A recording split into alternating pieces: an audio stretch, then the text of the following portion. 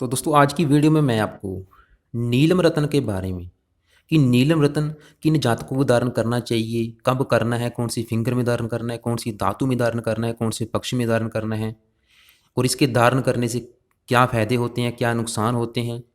पूरे जो भी आपके डाउट हैं वो आज इस वीडियो में आपके क्लियर होने वाले हैं। तो सबसे पहले दोस्तों तो ये जो आपने आजकल ये सुना होगा कि हमारे समाज में जो बातें नीलम रत्न को लेके प्रचलित हैं वो क्या है कि ये रत्न रातों रात बंदे को अमीर बना देता है या रातों रात गरीब बना देता है या हर्ष थे फर्श तक ले जाता है या फर्श थे अर्श तक ले जाता है। तो दोस्तों ऐसे बातें बिल्कुल नहीं हैं।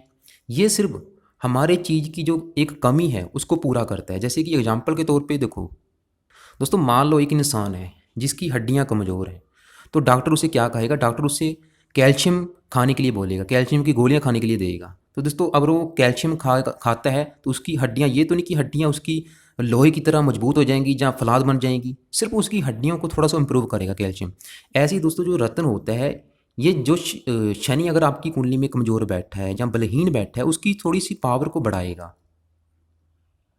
तो दोस्तों वो कैसे, वो आपको मैं बताने वाला। सबसे पहले दोस्तों मैं आपको ये बताने वाला हूँ कि कोई भी ग्रह का जो रत्न होता है, चाहे वो नीलम रत्न है चाहे किसी भी ग्रह का रत्न है, वो क्यों धारण करते हैं पहले वो आपको मैं बताने वाला हूँ। देखो दोस्तों, आप जब भी अपनी कुंडली देखेंगे उस ग्रह के पीछे एक नंबर लिखा होता है। नंबर क्या होते हैं? वो डिग्री होती हैं। जैसे कि वो 0 से लेके 30 डिग्री के अंदर अंदर होता है।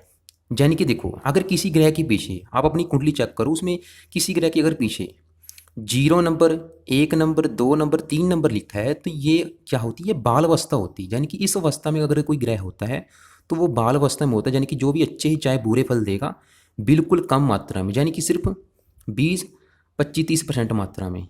लेकिन अगर किसी ग्रह के पीछे 27 नंबर, 28 नंबर या 29 नंबर लिखा है, वो भी यानी कि बुजुर्ग अवस्था होती है। ये बाल अवस्था होती है और ये बुजुर्ग अवस्था होती है। इस अवस्था में भी कोई भी ग्रह सिर्फ आपको 20 से लेके 30% तक अच्छे या बुरे फल देता है।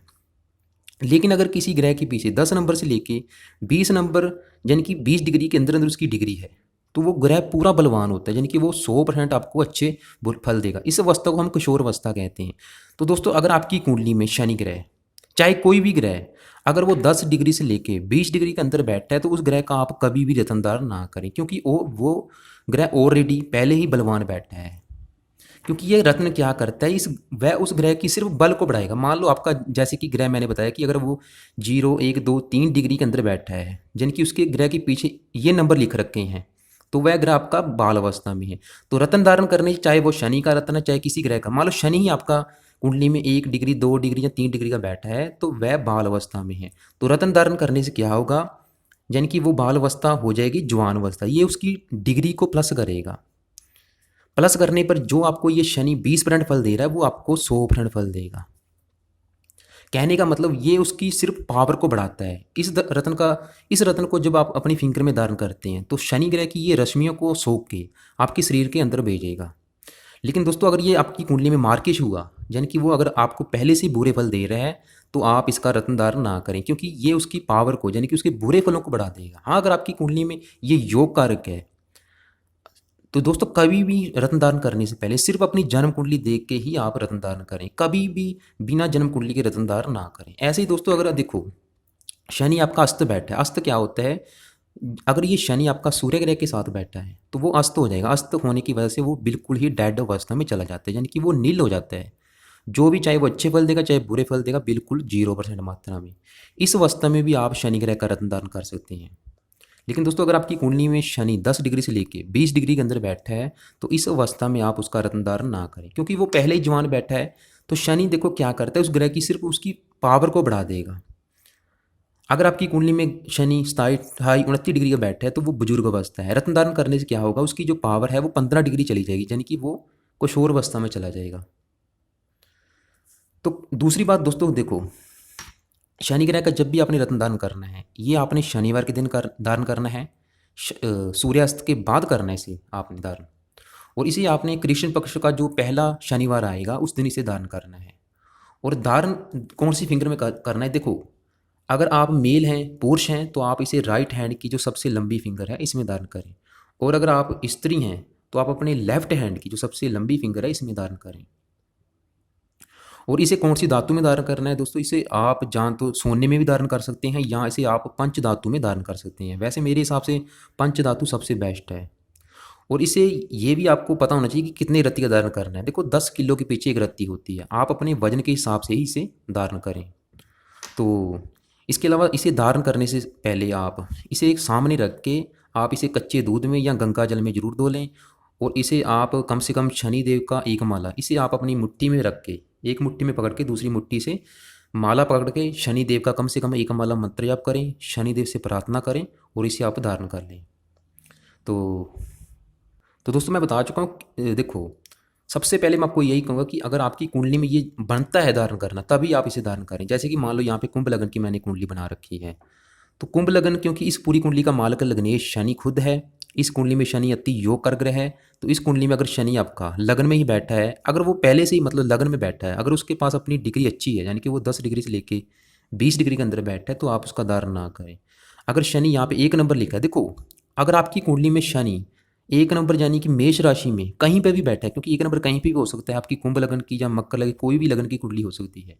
तो अगर आपकी कुंडली में शनि मेष राशि में बैठा है, तो कभी भी इसका रत्न धारण ना करें, क्योंकि ये इसकी नीच राशि है, चाहे वो उस कुंडली में योगकारी की क्यों है ना। अगर वो देखो जरूर देखो, कई बार बोला जाता है कि छठे 8वें 12वें घर में अगर शनि बैठा हो तो रत्न धारण नहीं करना चाहिए, चाहे कोई भी ग्रह हो। देखो अगर वो वहाँ पे अस्त बैठा है, जैसे कि मान लो इस लगन कुंडली में आपका शनि मान लो छठे घर में बैठा है, छठे घर में यहाँ पे बैठा है शनि ग्रह, तो यहाँ पे दोस्तों अगर आपका शनि अस्त होके बैठा है तो आप इसका रत्न धारण कर सकते हैं। अगर वो अस्त नहीं है, चाहे वो 2 डिग्री का चाहे 27-28 डिग्री का, तो आप उसका रत्न धारण ना करें। सिर्फ एक ही कंडीशन है, वो है इसकी अस्त। अस्त होने से क्या होगा, ये यहाँ पे डेड हो जाएगा, यानी कि ये इस घर के फल नहीं देगा, सिर्फ आपको पहले घर के फल देगा। क्योंकि ये वैसे इस कुंडली में 12वें घर का भी मालक है, लेकिन लग्नेश होने के कारण इसे 12वें घर का स्वामी होने का दोष नहीं लगेगा। तो वैसे दूसरी बात ये, अगर देखो आपकी कुंडली में शनि नीच का बैठा है, तो उस अवस्था में आप इसका सिर्फ मंत्र जाप ही करें। तो दोस्तों अगर आपको मेरी कोई बात समझ नहीं आ रही, आप मुझे व्हाट्सअप करके पूछ भी सकते हैं। तो आपसे मेरी रिक्वेस्ट यही है कि कभी भी बिना कुंडली देखे या कि बिना कुंडली दिखाए कभी भी रत्न धारण ना करें।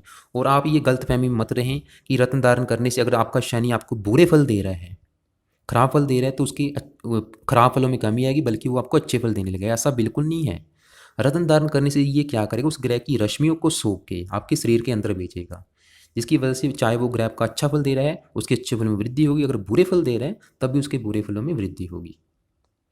तो दोस्तों मैंने अपनी तरफ से पूरी कोशिश की ताकि आपको ये बात क्लियर हो जाए। तो बाकी आपको अगर बात मेरी कोई समझ नहीं आ रही, आप मुझे व्हाट्सअप करके पूछ भी सकते हैं।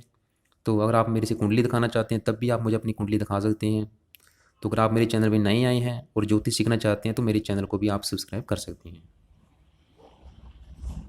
इसके अलावा अगर आप मेरे से कोई भी रत्न खरीदना चाहते हैं तो भी आप मेरे से रत्न आपको खरीद सकते हैं। बिल्कुल आपको लैब टेस्टेड मिलेगा, ओरिजिनल मिलेगा और मार्केट के रेट से बिल्कुल ही कम रेट के ऊपर मिलेगा।